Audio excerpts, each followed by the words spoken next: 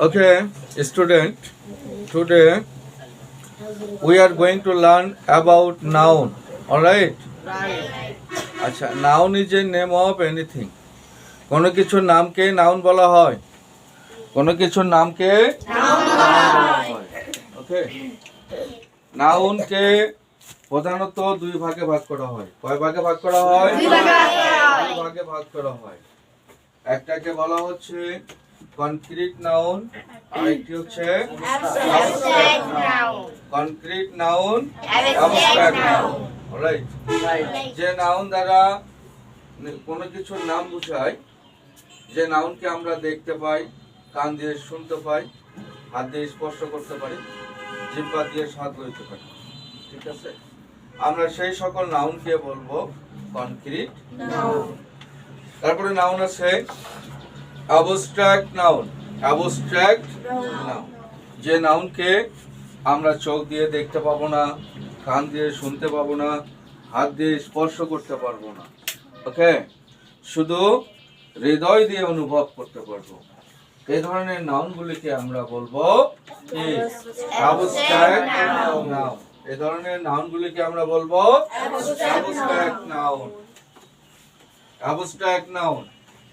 আচ্ছা, আমরা জানি যে প্রপার নাউনকে আবার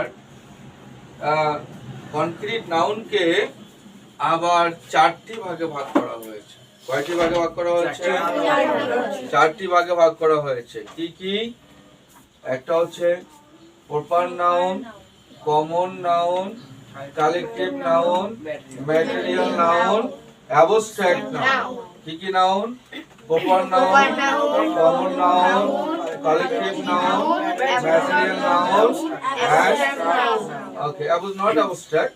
Proper noun, common noun, collective noun, material noun. Right? আচ্ছা, proper noun. Proper noun বলতে নির্দিষ্ট কোনো ব্যক্তি বস্তুর নাম বোঝাবে। আমরা সেটাকে বলবো proper noun. Proper noun, নির্দিষ্ট ব্যক্তি নাম বলতে আমরা সেটাকে চিনতে পারবো। যেমন সূর্য। সূর্য হচ্ছে কি? Proper noun. এটা একটি রয়েছে এবং এটা নাম দিয়েই আমরা চিনতে পারি, এই জন্য আমরা এটাকে বলবো প্রপার নাউন। যেমন করিম একটি প্রপার নাউন। কি noun? Proper noun. Dhaka proper noun. Bangladesh proper noun. Okay, Karim, Rahim, Jamal, Kamal, এগুলি সবগুলি হচ্ছে কি? Proper noun. ওকে, তারপরে আসো কমন নাউন। যে নাউন দ্বারা কোনো জাতির নাম বোঝায়। কি বোঝাবে? কোনো জাতির নাম বোঝাবে। একটি নাম বলে পুরা জাতিকে বোঝাবে। একটি নাম বললে পুরা জাতিকে বোঝাবে। ভালো করে বোঝো কিন্তু, জাতি, বুঝতে পারছো? বলো, যে নাউন দ্বারা কোনো জাতির নাম বোঝায় তাকে কমন নাউন বলে। যে নাউন দ্বারা কোনো জাতির নাম বোঝায় তাকে কমন নাউন বলে। যে নাউন দ্বারা কোনো জাতির নাম বোঝায়, যেমন খাও, cat, dog, man, woman, boy, girl, etc. ইত্যাদি ইত্যাদি। এদেরকে দিয়ে পুরা জাতিকে মিন করা হয়েছে। এই জন্য এদেরকে বলা হবে কি? Common noun. Then collective noun. What is collective noun? Collective noun is that kind of noun that denotes something together, a collection of same types of things. বুঝতে পারছো? মানে একই ধরনের জিনিসের একটি সমষ্টির নাম বোঝাবে। একই ধরনের জিনিসের একটি সমষ্টির নাম বোঝাবে। অলরাইট, যেমন একদল গরু। একদল গরুর মধ্যে কি থাকবে? শুধু গরুই থাকবে। এটা একত্রিত ভাবে এটার নাম হচ্ছে কি? Hard of cows. Hard of cows. একদল গরু, একদল মানুষ, একদল খেলোয়াড়, একদল স্টুডেন্ট। ওকে, এক ঝাঁক পাখি, একগুচ্ছ ফুল, একগুচ্ছ ফুল। এলে একসঙ্গে একই ধরনের এক ঝোপা চাবি। এই যে তোমরা আমার হাতে চাবি দেখতে পাচ্ছ, চাবি দেখতে পাচ্ছ, এখানে চাবি রয়েছে, কিছু চাবি রয়েছে। এই চাবিগুলিকে একসঙ্গে বলা হচ্ছে ঝোপা। আমরা কি বলি? ঝোপা, নাকি? যেমন মাথায় অনেক চুল থাকে, এই চুলটাকে একসঙ্গে আমরা এটা কি বলি? খোপা। চুল দিয়ে বাঁধি আমরা খোপা, নাকি? তাহলে আমার কথাটা কি তোমরা বুঝতে পারছো? একই ধরনের জিনিসের একসঙ্গে একটি নাম বুঝাইলে সেটাকে আমরা বলবো collective noun. It's a collective noun. কি noun? Collective noun. It's a name of same things, okay, collected together. Collected together. From the word collect, it is called collective. Collect থেকে এটার নামকরণ করা হয়েছে collective. You understand? Then proper noun, common noun, collective noun. We understand. Then we are talking about the material noun. What's noun? Material noun. Material noun is a kind of noun that denotes, that indicates, that talks about that kinds of noun that cannot be counted. That cannot be counted. Material noun এমন ধরনের নাউনকে বোঝাবে যে নাউনকে আমরা গণনা করতে পারবো না। কি করতে পারবো না? গণনা করতে পারবো না। যেমন আমরা কি চালকে গণনা করতে পারি? তেলকে গণনা করতে পারবো? মাটিকে গণনা করতে পারবো? বাতাসকে গণনা করতে পারবো? তারপরে চিনিকে গণনা করতে পারবো না? এগুলিকে গণনা করা যাবে না, তবে পরিমাপ বা ওজন করা যাবে। ওজন বা পরিমাপ। চালকে কি আমরা একটা দুটা করে কিনতে পারি? আটাকে, আটা, ময়দা, ফ্লোর, নাকি? এগুলিকে কি আমরা গণতে পারবো? না, এগুলিকে আমরা গণতে পারবো না। ওকে, এগুলিকে আমরা পরিমাপ করতে পারবো। এই জন্য এই ধরনের নাউনগুলিকে আমরা বলবো কি নাউন? ম্যাটেরিয়াল। Material noun. কি noun? Material noun. Material noun. Alright? আচ্ছা, তাহলে কয়েকটি ম্যাটেরিয়াল নাউনের নাম বলি আমরা। Sugar, rice, oil, soil, milk, juice, etc. These are the material noun. What types of noun? Material noun. এই noun then আমরা পড়বো abstract noun.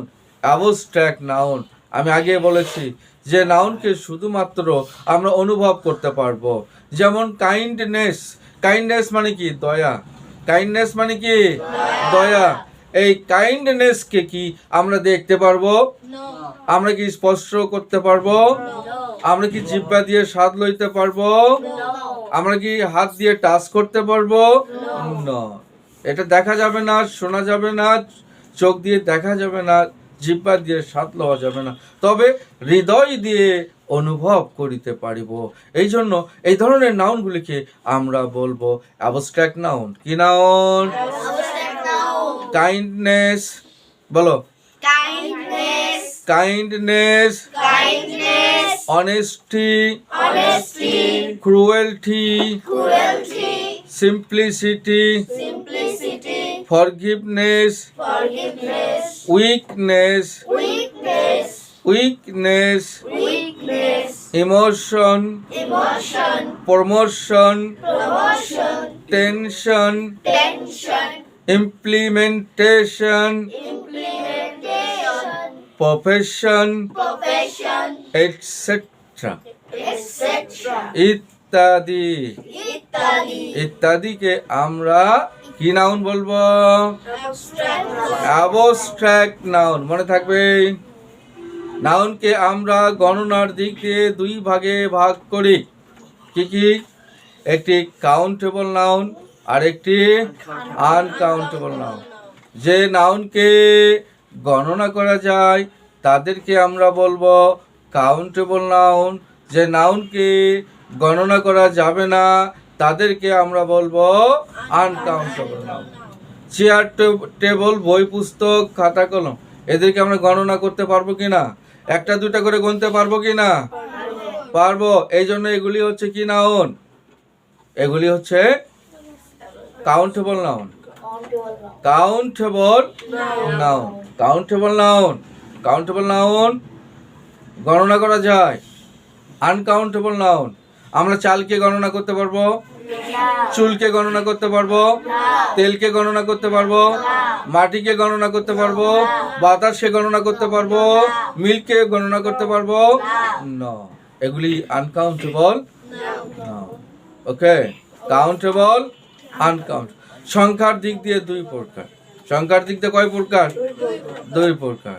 একটা হচ্ছে সিঙ্গুলার নাম্বার, একটা হচ্ছে কি প্লুরাল নাউন।